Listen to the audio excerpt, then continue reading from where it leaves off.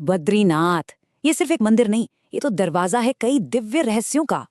सबसे पहला और हैरान करने वाला सवाल, यहाँ पवित्र शंख क्यों नहीं बजाया जाता? और सोचिए जरा, एक बंद मंदिर में एक अकेला दिया 6 महीने तक कैसे जल सकता है? और आखिर में वो बड़ी भविष्यवाणी, जब 2 पहाड़ मिलेंगे तो क्या होगा?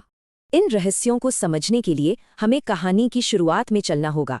कहते हैं भगवान विष्णु ने शिव से ये जगह पाने के लिए एक बड़ी ही प्यारी लीला रची थी, और यहीं से इस जगह का नाम पड़ा बद्रीनाथ, जो देवी लक्ष्मी की भक्ति का प्रतीक है। इसी भक्ति की जमीन पर एक और चमत्कार होता है, अखंड ज्योति। सर्दियों में मंदिर के कपाट बंद होने पर पुजारी बस एक दिया जलाकर छोड़ देते हैं, और 6 महीने बाद जब दरवाजे खुलते हैं तो वो दिया जलता हुआ मिलता है।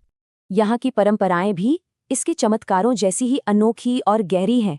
शंख इसलिए नहीं बजता क्योंकि माना जाता है इससे देवी लक्ष्मी के ध्यान में बाधा पड़ती है।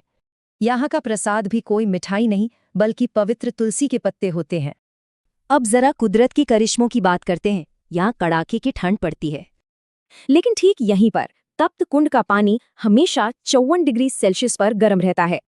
कहते हैं कि पास का वसुधारा झरना सिर्फ पवित्र आत्मा वाले लोगों पर ही गिरता है।